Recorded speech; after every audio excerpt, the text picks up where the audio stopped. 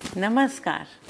राष्ट्रीय मुक्त विद्यालय शिक्षा संस्थान के माध्यमिक स्तर के इस कार्यक्रम में आप सभी का बहुत बहुत स्वागत है। आज इस कार्यक्रम में हम हिंदी विषय के एक पाठ पर चर्चा करेंगे और ये पाठ है सुखी राजकुमार। आप में से बहुत से शिक्षार्थियों ने ये पाठ पढ़ा भी होगा और आज इसी पाठ पर हम चर्चा करेंगे। शिक्षार्थियों, हम जब से ये सृष्टि बनी है तब से निरंतर हम परिवर्तन के दौर से गुजर रहे हैं। पहले हम बहुत ही आत्मकेंद्रित थे और धीरे धीरे जब हमने समाज में रहना आरंभ किया तब हमने देखा कि एक दूसरे के दुखों का प्रभाव जो है वो सब पर पड़ता है। हम दूसरे के दुख से दुखी भी होते हैं और दूसरे के सुख से सुखी भी होते हैं। कहने का तात्पर्य क्या हुआ कि जब हम समाज में रहते हैं तो उसका असर हम पर पड़ता है और ये जो संवेदनशीलता है, जो दूसरों के दुख से दुखी होने की जो क्षमता है हमारी, वो लगातार बढ़ती जाती है। और ये जो विशेषता है ये हमारी ऐसी विशेषता है जिसकी आधार पर कहा जाता है कि आप में या हम में मानवीय गुण हैं। तो दूसरों के लिए कुछ करना, उनके लिए चिंतन करना, और ये तो है ही, साथ में अगर हम ये सोचते हैं कि हम अपने लिए कुछ करें या दूसरों के लिए वो जो अपने लिए कर रहे थे उसका त्याग करें, तो इस तरह की ऊहापोह रहती है, इस तरह का धर्म संकट रहता है। तो ये जो भावना है ये भी हम में लगातार कार्य करती है। बहुत बार ऐसा होता है कि हम सड़क पर जा रहे हैं किसी वाहन में और हम देखते हैं कि सड़क पर किसी के साथ दुर्घटना हो गई है। कितनी बार होता है कि कुछ लोग रुकते हैं, उस दुर्घटनाग्रस्त व्यक्ति की सहायता करते हैं, और इसी बीच और बहुत से लोग होते हैं जो उसे देखकर नज़रअंदाज करके चले जाते हैं कि नहीं, हमें इस पचड़े में नहीं पड़ना है और हमें अपना काम करना है। तो इस तरह की भावना भी समाज में रहती है। तो इन्हीं सब भावनाओं पर आधारित है शिक्षार्थियों ये जो कहानी है जिस पर आज हम चर्चा करने वाले हैं। ये कहानी अंग्रेजी लेखक ऑस्कर वाइल्ड की कहानी है और जैसा कि आप जानते ही हैं, मैंने भी बताया है, इसका शीर्षक है सुखी राजकुमार। तो आज इस चर्चा को शुरू करने से पहले हम जान लेते हैं कि इस चर्चा के हमारे मुख्य उद्देश्य क्या हैं, इस चर्चा से हम क्या क्या हासिल करने वाले हैं। तो हम इसके उद्देश्यों पर बात करते हैं। इसका पहला उद्देश्य है शिक्षार्थियों कि मानव मन पर सीमित और व्यापक अनुभव के प्रभाव का अंतर स्पष्ट कर सकेंगे। एक हमारा अनुभव है जो बहुत ही सीमित होता है, घर में आसपास के जो लोग हैं, परिवार हैं, उसमें, और हम जब समाज में रहते हैं वहाँ देखते हैं कि बड़े स्तर पर किस तरह के सुख दुख हैं। जब इस तरह का अनुभव होता है तो उन दोनों का प्रभाव बिल्कुल अलग होता है। तो इस प्रभाव का जो अंतर है इसे हम स्पष्ट कर सकेंगे। हमारा अगला उद्देश्य होगा अपरिचय और परिचय की स्थितियों में मानव व्यवहार की तुलना कर सकेंगे। कुछ ऐसी स्थितियां हैं जो हम नहीं जानते हैं, अपरिचित स्थितियां हैं, और कुछ ऐसी हैं जिन स्थितियों को हम जानते हैं। तो दोनों स्थितियों में मानव कई बार एक स्थिति में किसी दूसरे ढंग से व्यवहार करता है और अन्य स्थिति में दूसरे ढंग से। तो इनमें क्या अंतर रहता है, क्या समानता रहती है, ये हम तुलना कर सकेंगे। इसके अलावा अच्छी संगत से सद्गुणों का विकास होता है, इस विचार पर टिप्पणी लिख सकेंगे। आपके परिवार के लोग हमेशा ये कहते होंगे आपको कि आप अच्छे लोगों में उठें बैठें, आप अच्छे लोगों से बात करें, जिनसे मित्रता करें वो अच्छी आदतों वाले हों, तो अच्छे विचारों वाले हों। तो इसीलिए कहते हैं क्योंकि जिस तरह की संगत में हम रहते हैं उस संगत का हम पर असर पड़ता है। तो ये जो विचार है कि अच्छी संगत से सद्गुणों का विकास होता है, हम इस चर्चा के बाद इस विचार पर टिप्पणी भी लिख सकेंगे। धनी और निर्धन वर्ग की जीवन स्थितियों की तुलना कर सकेंगे। ये तो आप सबके लिए भी स्पष्ट सी बात है। हम बहुत स्पष्ट रूप से देख पाते हैं कि धनी वर्ग की जो जीवन स्थितियाँ हैं वो अलग तरह की हैं, निर्धन वर्ग का संघर्ष दूसरी तरह का है, और धनी वर्ग का संघर्ष जो है, उनकी जो स्थितियाँ वो बिल्कुल अलग तरह की, उनकी चिंताएं अलग हैं। तो इनकी जो जीवन स्थितियाँ हैं इनकी भी हम तुलना कर सकेंगे। इससे अगला उद्देश्य हमारा होगा कि राजनीतिक प्रतिनिधियों की स्वार्थपरता। बहुत से लोग राजनीति के क्षेत्र में इस तरह के होते हैं कि जो स्वार्थी होते हैं, जो कह सकते हैं कि आत्मकेंद्रित होते हैं, जो सिर्फ अपने अच्छे के लिए ही सोचते हैं, और जो जिस समाज का विकास करने के लिए, उनको कह सकते हैं कि उनकी स्थितियां बेहतर करने के लिए जो इस राजनीति के क्षेत्र में आए हैं, उनके बारे में वो नहीं सोचते हैं, यानी उनके प्रति वो असंवेदनशील होते हैं। तो इस तरह के लोगों में जो ये भावना है स्वार्थपरता की, असंवेदनशीलता की, इसका उल्लेख कर सकेंगे। रूप और कर्म के सौंदर्य पर अपने विचारों की अभिव्यक्ति कर सकेंगे। ये कहानी ही इस भाव पर आधारित है, और जब हम इस पर चर्चा करेंगे तो आप भी जानेंगे कि रूप का जो प्रभाव है और कर्म का प्रभाव है, रूप और कर्म का जो सौंदर्य है, जो खूबसूरती है, जो प्रभाव है, वो कितना अलग है, और हम इन दोनों में से किसको चुनेंगे। तो इस बारे में भी आप अपने विचार अभिव्यक्त कर सकेंगे। कहानी में बहुत से स्थल हैं ऐसे शिक्षार्थियों जो आपके मन को छू जाते हैं, जो बहुत ही मार्मिक हैं। तो आप उनकी सराहना कर सकेंगे, उनका आनंद ले सकेंगे, और कहानी की भाषा शैली कैसी है उस पर आप टिप्पणी भी कर सकेंगे।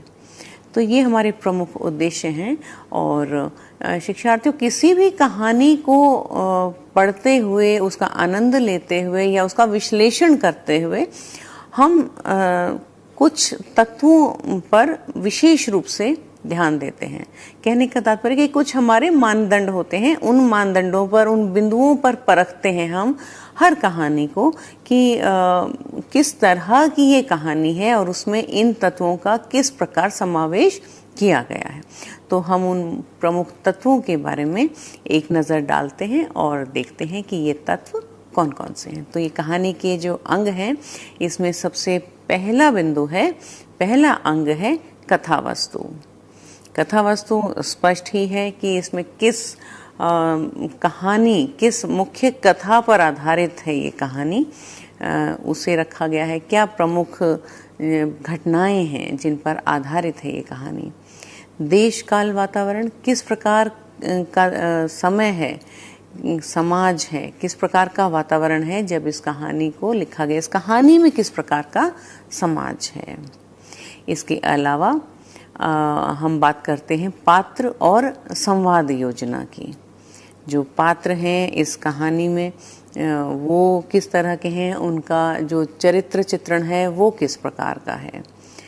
और जब संवाद योजना की बात करते हैं तो किस प्रकार के संवाद इस कहानी में कहे गए हैं, उन पर भी बात करते हैं।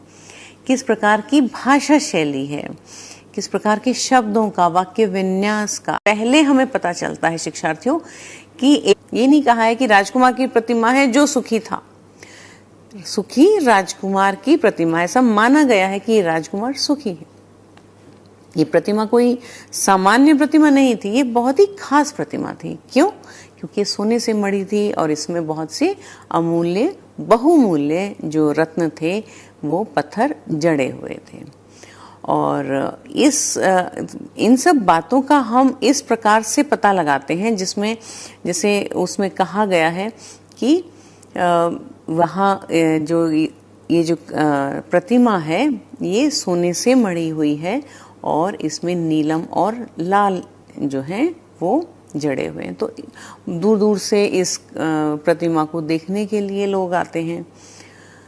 तो इस प्रकार से हमने ये बात स्थापित कर ली है कि कहानी का आरंभ जो हो रहा है वो एक सुखी राजकुमार की प्रतिमा, जो बहुत ही बहुमूल्य प्रतिमा है, उससे हुआ है। और इसका जो बाहरी सौंदर्य है, शिक्षार्थियों ध्यान दीजिएगा कि इस प्रतिमा का जो बाहरी सौंदर्य है वो बहुत ही प्रभावशाली है। क्यों? क्योंकि बहुत ही उसका कितना मूल्य है, उसकी जो सुंदरता है उसके मूल्य से है। तो इस प्रकार समाज में एक स्थापित तथ्य है कि सुंदर वही है जो कीमती है, यानी जो कीमती नहीं है वो सुंदर नहीं है। और कीमती भी वही है जो दिखाई दे रहा है, यानी जो धन दौलत है, जो वैभव है, वही महत्वपूर्ण है। क्या महत्वपूर्ण नहीं है उस पर हम आगे चर्चा करेंगे। समाज की नज़र में क्या महत्वपूर्ण नहीं है। अब यहाँ पर हमने जिक्र किया कि एक प्रतिमा है और साथ में जिक्र आता है शिक्षार्थियों एक गौरैया का। छोटी सी चिड़िया है गौरैया। ये चिड़िया जा तो मिस्र देश रही थी, लेकिन रात हो गई है और उसे जो है आराम करने के लिए एक जगह चाहिए और वो सोचती है कि इस मूर्ति के पास ही मैं आराम कर लेती हूँ। अब ये गौरैया भी सुखी राजकुमार की जो प्रतिमा थी उसके सौंदर्य से प्रभावित होकर ही वो आई थी। तो ये जो प्रतिमा है ये एक ऐसे राजकुमार की प्रतिमा है शिक्षार्थियों, जो जब कहा है कि राजकुमार है यानी बहुत ही विशिष्ट व्यक्ति है।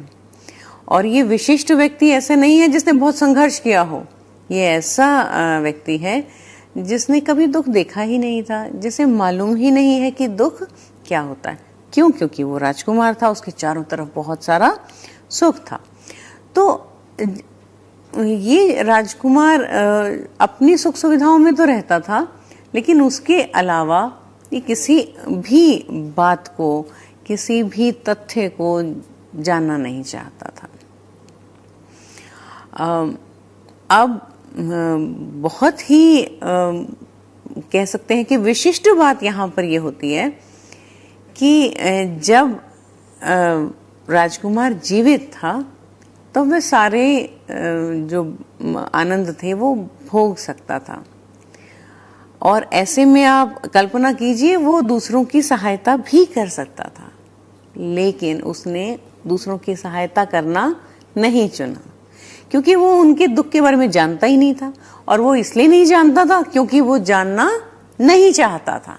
आप इस बात को समझने का प्रयत्न कीजिएगा कि ऐसा नहीं है कि उसके सामने वो दुख दर्द नहीं था, उसने अपनी आंखें मूंदी हुई थी, वो उन सबको नजरअंदाज कर चुका था। क्योंकि अगर वो उनकी सहायता करता तो उसके अपने सुख में खलल पड़ता जो वो नहीं चाहता था। बिल्कुल वैसे ही जैसे हम सड़क पर चलते हुए किसी दुखी व्यक्ति को, किसी दुर्घटनाग्रस्त व्यक्ति की सहायता करने में आनाकानी करते हैं, बिल्कुल वैसे ही। यानी वो आत्मकेंद्रित था। और जब उसकी मृत्यु हो गई तब वो इतने ऊंचे शिखर पर स्थापित हुआ, वहाँ वो सुख नहीं भोग सकता था, तो वहाँ उसने अपने आसपास की स्थितियों का आकलन किया, क्योंकि उसके अलावा उसके पास कोई कार्य ही नहीं था। ये हम मान सकते हैं, कल्पना कर सकते हैं। तो वहाँ उस समय उसको दूसरों के दुख दिखने लगे थे। एक और यहाँ पर संकेत किया गया जिससे हमें ये पता चलता है कि जो राजकुमार था वो दूसरों के दुख के प्रति बेपरवाह था। यानी वो जहाँ पर रहता था उसके चारों ओर बहुत ऊंची दीवार, बहुत ऊंची प्राचीर थी। और इस तरह से शिक्षार्थियों, ये गौरैया और राजकुमार की जो दोस्ती है वो इस कदर हो जाती है कि वो अपने अंतिम सांस तक इस राजकुमार की प्रतिमा के साथ ही गौरैया रहती है। और जब उसकी दृष्टि पूरी तरह से चली जाती है तो उसको तरह तरह से कहानियाँ भी सुनाती है, नगर का हालचाल भी बताती है। और उस मूर्ति पर जो स्वर्ण का पत्र लगा हुआ है, पत्रा जो चढ़ा हुआ है, उसे भी वो निर्धन प्रजा में बांटती है। तो एक तरह से राजकुमार में जो सहानुभूति पैदा हुई वो स्थानांतरित होती है गौरैया में भी, और दोनों की जो भावनाएं हैं वो बहुत ही पवित्र हो जाती हैं और वो दूसरों की सहायता करने के लिए बहुत ही अधिक तत्पर हो जाते हैं। तो इस तरह की ये कहानी है, और इस कहानी में आप देखेंगे शिक्षार्थियों कि वो किसी भी तरह से इतना अधिक स्नेह राजकुमार से रखती है कि वो उसे छोड़कर नहीं जाती है, लेकिन ठंड के मारे उसकी मृत्यु हो जाती है। और राजकुमार तो जो है वो पूरी तरह से नष्ट हो ही चुका है, उसका सौंदर्य नष्ट हो गया है, और जो उस नगर के राजनीतिज्ञ हैं वो उसकी मूर्ति भंग कर देते हैं और उसे फेंक देते हैं। लेकिन जब ईश्वर उन दोनों को देखते हैं और देव ये कहते हैं कि इस नगर में दो ही पवित्र आत्माएं हैं, दो ही पवित्र लोग हैं, ये राजकुमार और ये गौरैया। तो इस तरह की शिक्षार्थियों ये कहानी है, और इसकी जो कथा वस्तु है बहुत ही रोचक है, बहुत ही प्रभावकारी है, और जब हम पढ़ते हैं तो कई जगह हमारा मन सचमुच भर आता है। आपका भी ऐसे ही होगा, मैंने भी इसको जब पढ़ा है और तब मुझे ऐसा अनुभव हुआ है। तो इस तरह का शिक्षार्थियों ये जो कथा वस्तु है, इसमें आप देखते हैं कि जो सौंदर्य है, जो सौंदर्य कीमती धातुओं में और कीमती पत्थरों में था, उससे कहीं अधिक सौंदर्य भावनाओं में मिलता है। वो भावनाएं जो इस पत्थर और इस कीमती धातु को बांटकर गौरैया और राजकुमार में उत्पन्न होती हैं, जो उनको जो वो संतुष्टि प्राप्त होती है, वो सबसे महत्वपूर्ण है। और यहाँ हमें पता चलता है कि ईश्वर जो है वो उसे ही सौंदर्यपूर्ण मानता है, उसे ही सुंदर मानता है जो कर्म से सुंदर है, रूप से सुंदर नहीं है। तो इसलिए हमें कर्म की सुंदरता पर ध्यान देना चाहिए शिक्षार्थियों। तो ये हमारी कथा वस्तु थी, और अब हम बात करते हैं चरित्र चित्रण की। तो चरित्र चित्रण हमारे पात्रों का होगा, और पात्र आपने देखे कि प्रमुख जो दो पात्र हैं, सुखी राजकुमार या कहें कि राजकुमार की प्रतिमा और गौरैया। तो जब हम राजकुमार की बात करते हैं, सुखी राजकुमार की बात करते हैं, तो हम देखते हैं कि सुखी राजकुमार के चरित्र के दो पक्ष हैं, एक प्रतिमा बनने से पहले का और एक प्रतिमा रूप। दोनों में बहुत अधिक अंतर है। तो अगर आपसे पूछा जाए कि सुखी राजकुमार जब जीवित था तो उस समय का उसका चरित्र चित्रण कीजिए, तो आप बताएंगे कि वो राजकुमार किस तरह का था। वो ऊंचे भवन में रहता था, बहुत सारी सुख समृद्धि में रहता था, अपने नगर के सुख दुख की बिल्कुल चिंता नहीं करता था। अपना स्वार्थ, मेरा ऐश्वर्य, मेरी शानो शौकत, मेरे सुंदर कपड़े, मेरे सुंदर गहने, इन पर ही वो ध्यान देता था। लेकिन इसके ठीक विपरीत वो राजकुमार है जो प्रतिमा रूप में है।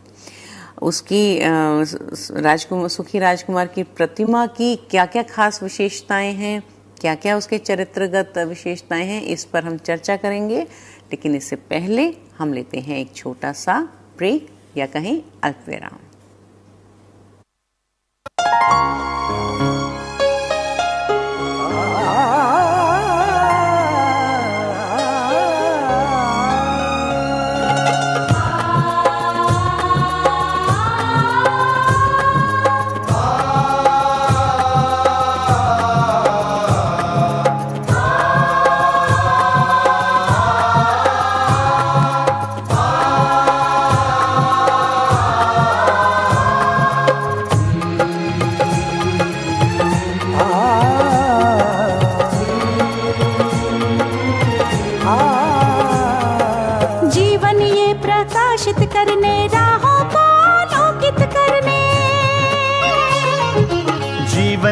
प्रकाशित करने, राहों को आलोकित करने,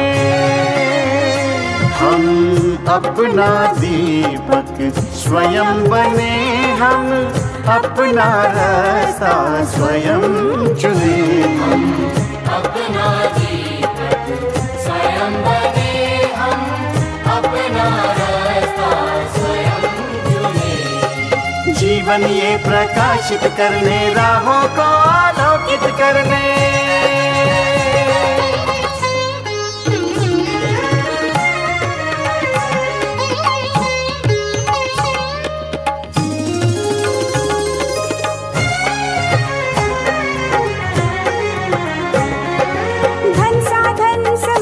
सीमा से विद्यालय जो मुक्त हो, धन साधन समय की सीमा से विद्यालय जो मुक्त हो। कभी पढ़े हम कहीं पढ़े, वे विषय की लोच से युक्त हो। कभी पढ़े हम कहीं पढ़े, वे विषय की लोच से युक्त हो। मित्रों हम उठे और जागे, मंजिल आने की ध्वनि सुने। हम अपना दीपक स्वयं बने, हम अपना रास्ता स्वयं चुने। जीवन ये प्रकाशित करने, राहों को आलोकित करने।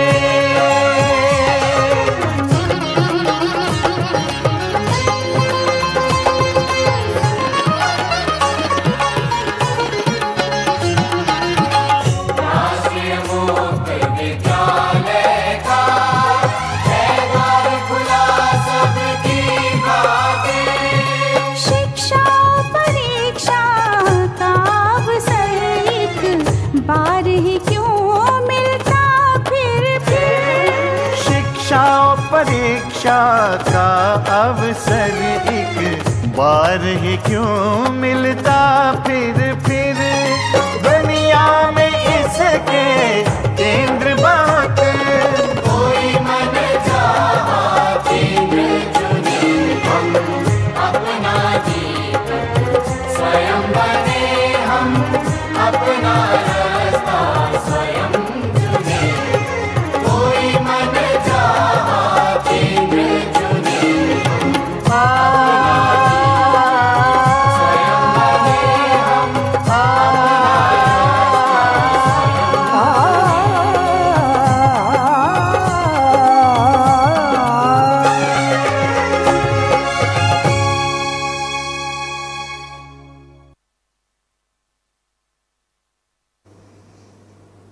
इस अल्प विराम के बाद एक बार फिर से स्वागत है शिक्षार्थियों। हम बात कर रहे थे सुखी राजकुमार के चरित्र चित्रण की।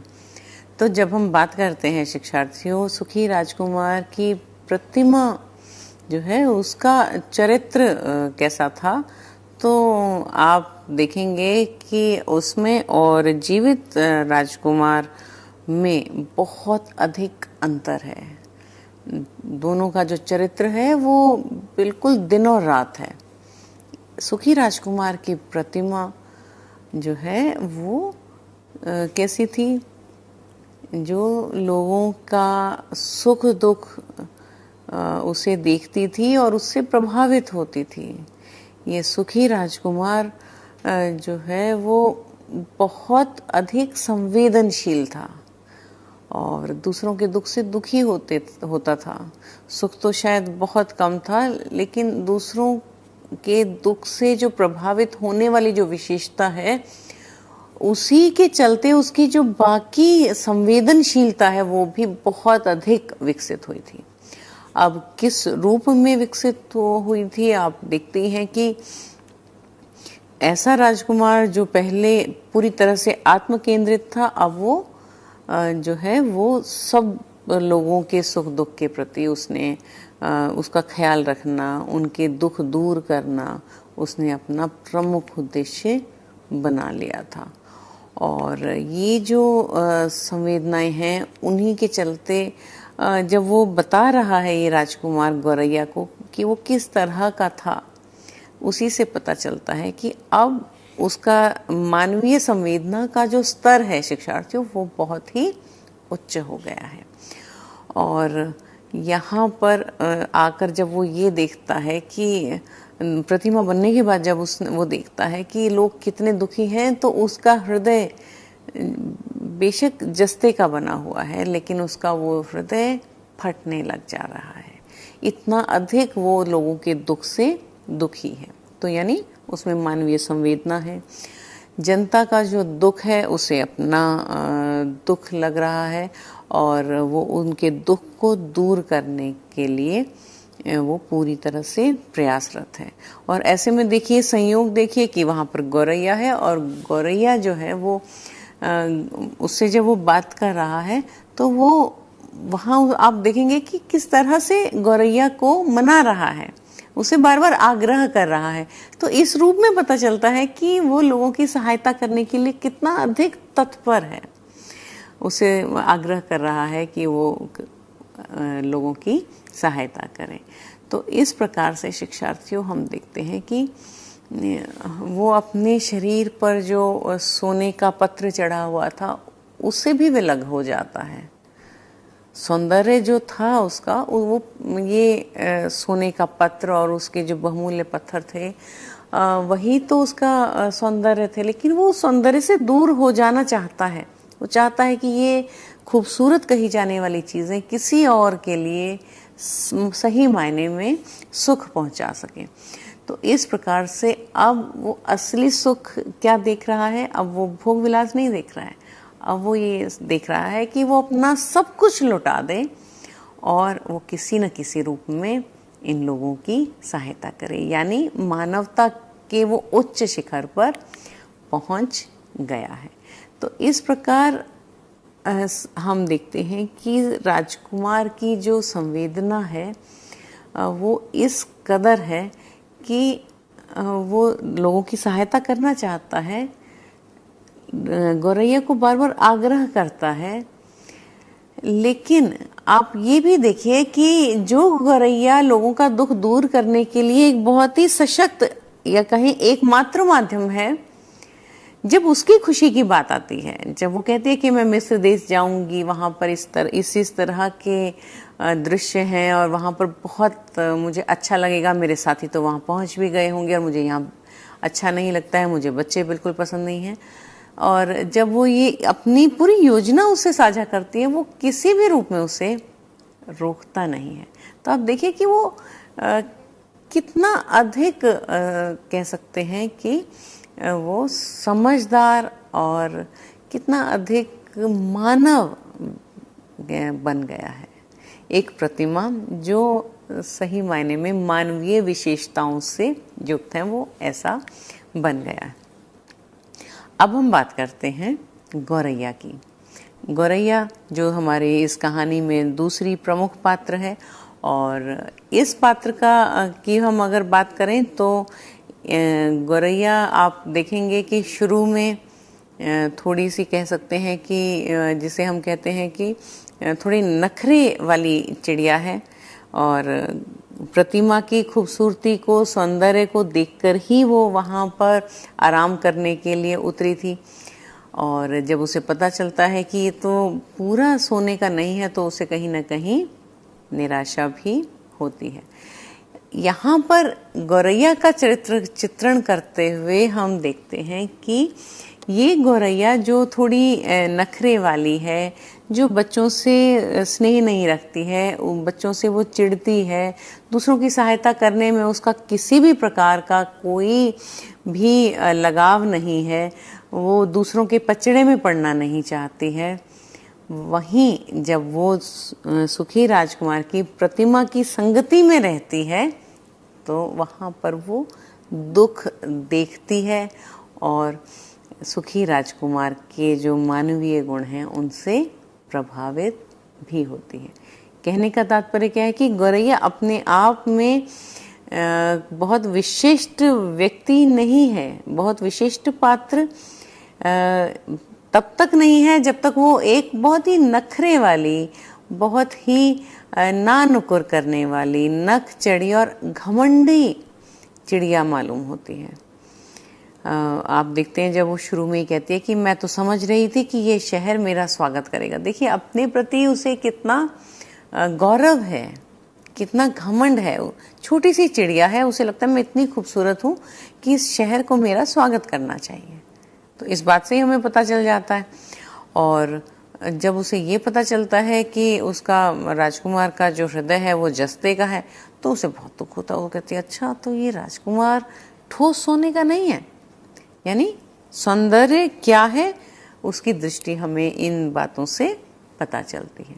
लेकिन ये दृष्टि राजकुमार के साथ रहकर परिवर्तित होती है और वो भी समानुभूति वाली एक चिड़िया बनती है।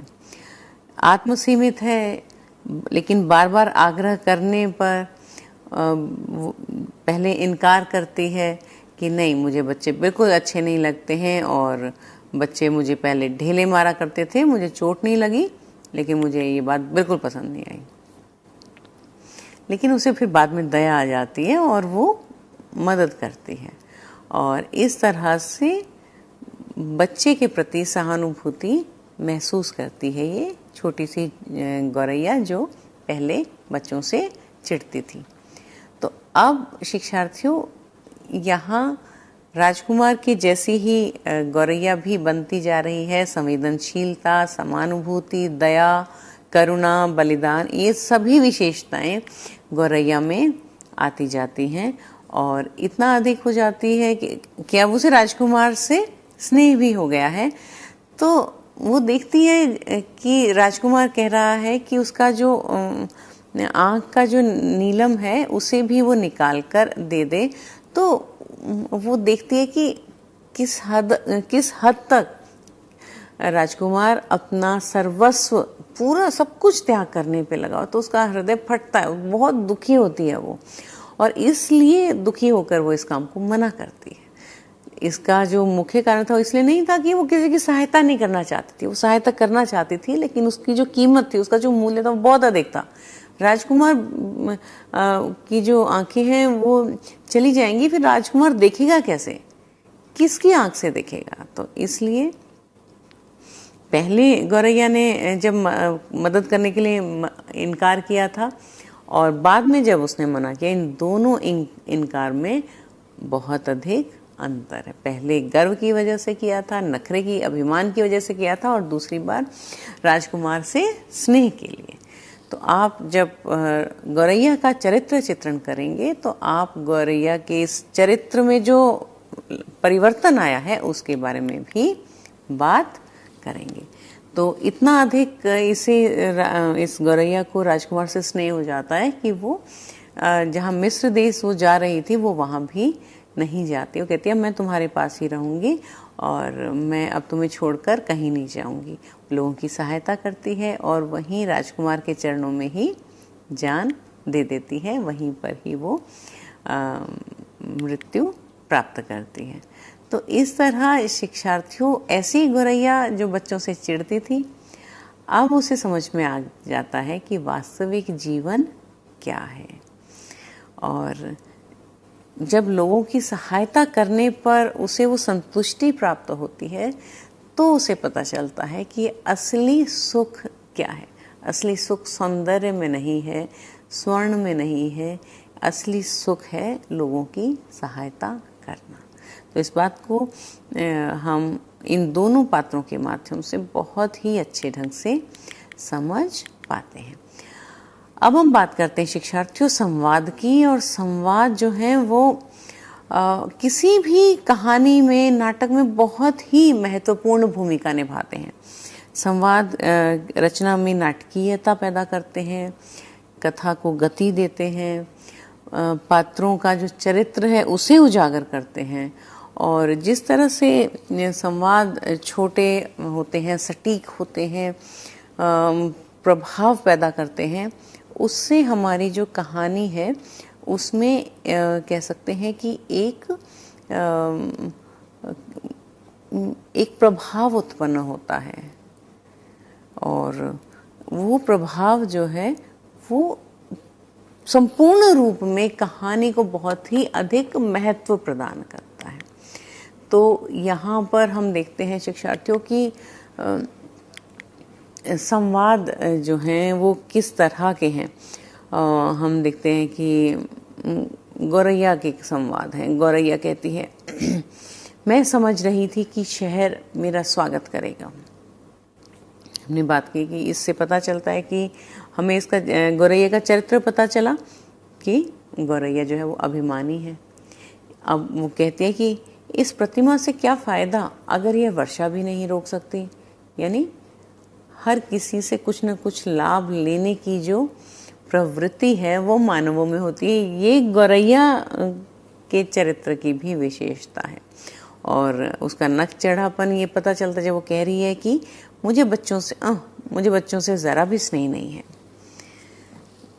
और वहीं जब वो ये कहती है कि अच्छा आज मैं और रुक जाऊंगी, क्या दूसरा लाल उसे दे आऊं। यानी वो मिस्र देश जाना चाहती है, अपना कार्यक्रम वो आगे स्थगित कर देती है। कहती मैं आज और रुक जाती हूँ, किसी और की भी सहायता करनी है, उसे दूसरा लाल दे आऊं। यानी सहायता करने के लिए अब ये अभिमानी जो गौरैया है ये तत्पर हो गई है। और राजकुमार के प्रति स्नेह पता चलता है शिक्षार्थियों इस संवाद से। वो जब कहती है कि प्यारे राजकुमार, ये तो मुझसे ना होगा। यानी मैं कैसे तुम्हारी दूसरी आंख का पत्थर निकाल कर मैं उस लड़की को मैं दे आऊं, ये मैं ना कर सकूंगी। मैं कैसे तुम्हें दृष्टिहीन बना दूं। और फिर कहती है कि अब तुम अंधे हो, इसलिए मैं हमेशा तुम्हारे पास रहूंगी। यानी ऐसी प्रतिमा जिसको मिस्र देश जाते हुए वो आराम करने के लिए रुकी थी, उसके प्रति इतना अधिक जो स्नेह उसमें पैदा हुआ। इस एक संवाद से हम उसकी उस भावना को पकड़ पाते हैं, समझ पाते हैं कि कितना अधिक त्याग है। अपनी सारी योजनाएं उसने त्याग दी, वो वहीं राजकुमार के ही चरणों में जान दे देती है। तो इस प्रकार से शिक्षार्थियों हमें इन संवादों से इन सभी विशेषताओं का पता चलता है। कथानक जो है हमारा आगे बढ़ता है इन संवादों की मदद से। और जब राजकुमार के संवाद हम देखते हैं तो राजकुमार जो राजकुमार था, यानी इतना विशिष्ट व्यक्ति था, उसे किसी से आग्रह करने की आवश्यकता नहीं थी। किस रूप में आग्रह कर रहा है, गौरैया गौरैया सिर्फ आज रात को तुम मेरा काम कर दो। बच्चा प्यासा है, उदास भी है। और फिर वो आग्रह करता है, गौरैया गौरैया नन्ही गौरैया, क्या तुम आज रात को और नहीं रुक ठहर सकती। इस प्रकार से ये कुछ संवाद हैं। और यही राजकुमार जब अपने दूसरों की मदद करने की जो अपने अभियान को वो वहाँ पर देखता है कि उसके कारण गौरैया का जो यात्रा करने का जो उनका मकसद था, उसका उद्देश्य था, वो पूरा नहीं हो रहा। वो जाना चाहती है तो वो वहाँ भी उसे मुक्त कर देना चाहता है और उसे उसके उस योजना में बाधा नहीं बनता है। वो कहता है कि नहीं नहीं गौरैया, अब तुम मिस्र देश को जाओ। यानी वो नहीं चाहता, अब वो उसकी दृष्टि उसके पास नहीं रही है, उसने अपने आंखें खो दी हैं, लेकिन उसके बाद भी वो अपने स्वार्थ के चलते गौरैया को अपने पास नहीं रखना चाहता, हालांकि उसे गौरैया की बहुत अधिक आवश्यकता है। तो आप देखिए कि अपने किसी भी स्वार्थ से ऊपर उठकर दूसरों के बारे में सोचने के जो संकेत हैं वो हमें इन संवादों से प्राप्त होते हैं। तो ये शिक्षार्थियों हमारे इन संवादों की विशेषताएं हम देखते हैं कि बहुत ही संक्षिप्त हैं, सहज हैं, सरल हैं, रोचक भी हैं और जिस प्रकार के भाव हैं उसी के अनुसार ये संवाद हैं। कथानक को गति देने में सहायक होते हैं, हमने बात ही की है इस बारे में। और पात्रों के जो चरित्र की विशेषताएं हैं उनको भी ये उजागर करते हैं। वातावरण की सृष्टि में बहुत ही महत्वपूर्ण भूमिका अदा करते हैं। तो ये हमारा संवाद पर हमने देखा। और अब हम बात करते हैं शिक्षार्थियों देश काल वातावरण। देश काल वातावरण में जब हम इस कहानी को देखते हैं शिक्षार्थियों, तो हम देखते हैं कि इस प्रकार की कहानी ज़रूरी नहीं है, हालांकि ये अंग्रेज़ी लेखक ऑस्कर वाइल्ड की कहानी है, लेकिन आप कहीं भी इस बात को स्थापित नहीं कर सकते कि ये सिर्फ एक इसी प्रकार के ही उन्हीं के देश में रची गई कविता है और उन्हीं के प्रसंग में, उन्हीं के संदर्भ में ही ये सार्थक होगी। ये कहानी कहीं भी गढ़ी जा सकती है और किसी भी रूप में इसे लिया जा सकता है। राजनीतिक जो हैं जिस प्रकार से सौंदर्य पर बहुत अधिक तवज्जो देते हैं, उन्हें महत्व देते हैं, और कर्म जो है उनके लिए बहुत अधिक महत्वपूर्ण नहीं होता है। इस रूप में वो अपनी प्रतिमाओं की स्थापना भी लगवाते हैं। इस प्रकार की आदतें या राजकुमार का आत्म केंद्रित होना या किसी ऐसे व्यक्ति का पूरे समाज के लिए कुछ कार्य करना, ये हर समाज में ये प्रवृत्तियां पाई जाती हैं। तो इस प्रकार इसका जो वातावरण है, ये आप देखेंगे कि अमीर और गरीब का जो अंतर है ये हर समाज में हमें देखने को मिलता है। यानी गरीब वर्ग, सुविधाग्रस्त, जो सुविधा से संपन्न वर्ग, और अभावग्रस्त जो लोग हैं वो हर समाज में हमें देखने को मिलते हैं। तो इस प्रकार शिक्षार्थियों हम बात करते हैं अब भाषा शैली पर। भाषा शैली पर यानी भाषा किस प्रकार की है, और इसमें हम देखते हैं कि शब्द प्रयोग किस तरह के हैं। आप देखिए स्क्रीन पर हैं। बहुत ही कहना चाहिए कि जहाँ पर जिस शब्द की आवश्यकता है उसी रूप में उसका प्रयोग किया जाता है। कि जैसे आप एक शब्द ही देखिए, टप से, यानी गौरैया पर टप से बूंदें गिरती हैं, है ना। डबडबाना, ढुलकना, इस प्रकार नृत्य वसन है, ढेले मारा करते थे, और सपनीली आँखें या रंग रलियाँ थी, विहार करना, अंगलेपन।